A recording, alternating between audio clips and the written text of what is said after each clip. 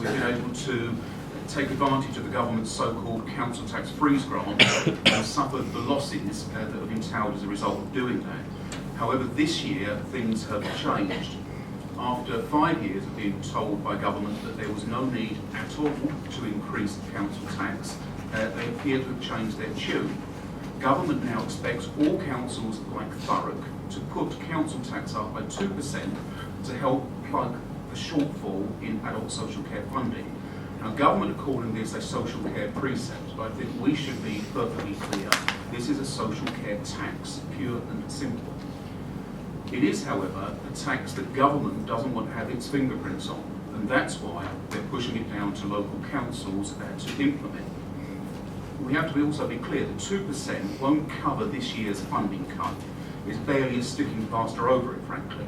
But when we are, for instance, facing a £1.5 million bill in adult social care to fund the increase in the minimum wage, it's an increase that we will, I think, have to recommend to council in February. And again, having spent 5 years saying that council tax increases were not needed, the government has scrapped the council tax freeze grant and is instead assuming that all councils will increase the council tax by 1.75%. That's on top of the 2% care tax, and that's for each of the next 5 years. The paper before us this evening, our officers are advising us to go a little further than that and are recommending a maximum increase of a further 1.99% on top of the 2% care tax. They say, and they set out, our 2016-17 budget will then be sorted with a little wriggle room if we were to accept that increase. But we know that many local people are still struggling to make ends meet. Thousands scrimp and save to pay the mortgage or rent, and sadly, hundreds are fighting hard simply to keep their home and a roof over their families' heads. We have to ask whether we are prepared to add to that burden. On the other hand, there is no doubt that the government grant is shrinking year on year. I know people don't like it, but the graph of doom that's behind us clearly sets that out. We have already lost £36 million in government grant over the last 5 years.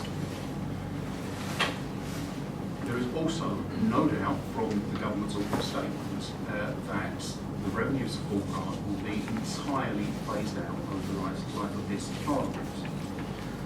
At that point, we have to be in a robust a position as we possibly can. This council provides hundreds of services that thousands of people rely on for their day-to-day lives, services that many of our most vulnerable citizens, young and old, need, services that every single person living or working in Thurrock relies on. We also have to consider the views of councillors from all parties, not just those of us sitting around this table this evening. That is why I have asked for this issue to be fully considered by the Corporate Overview and Scrutiny Committee, and for them to come back to us with a firm recommendation on the level of council tax increase.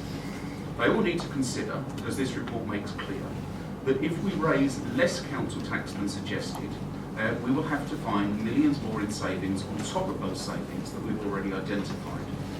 They will also need to remember that in future, we will have to rely on council tax, business rates and other income generation to pay for all of our services, as the revenue support grant will disappear, and that our business rates, contrary to national government's spin, will not stay here in Thurrock, but will be taken from us to prop up other areas.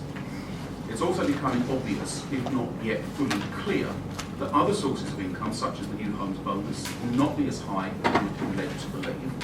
And despite the parlous state of health facilities across Thurrock, there will be no increase in the Better Care Fund for next year, and a further cut of around £400,000 to the public health grant. That's on top of the in-year cut that we discussed here before. The report also explains the financial impacts on both the council and on council taxpayers of various percentage tax increases. So what I want the Corporate Overview and Scrutiny Committee to do is to consider this. Do we want to follow the officer advice and raise tax by around 4%? Do we want to stick at the 2% and find the difference? Or do we want to say no tax rise at all and find the whole £2.2 million in savings between now and February to close the gap? Whatever we do, it's not going to be an easy decision, but I look forward to the recommendation from Corporate Overview and Scrutiny. With that, I'll open up for questions and comments.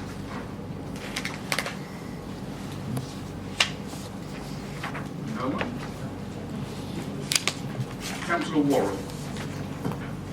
Thanks, John. I think it's always difficult that we, to ask our residents to pay that bit more, but I think that residents accept that in tough times, we do need to meet a balanced budget in this council, and over the last 5 years, we've done a really good job at meeting that balanced budget, but this year has been particularly difficult, with the cuts biting even harder than any of us could have expected, and going forwards with what John's explained tonight is just like really, really difficult. But what we have done, and I think has been really positive this year, is to meet with the group leaders every step of the way over budget setting, so that it's been open and transparent. There isn't a group leader that doesn't know exactly what the pressures are, and I think that to go further and to take it out to ONS is really sensible.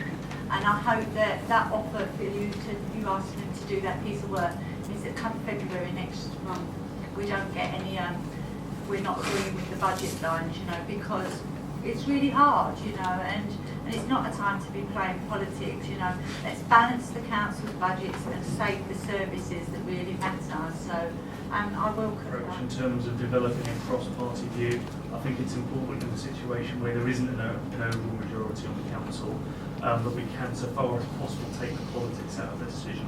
And that means focusing on the impact of these changes on our residents and all the services that those residents receive. So I hope that committee can come back with a reasonable proposal, one that really does put residents first, and I look forward to welcoming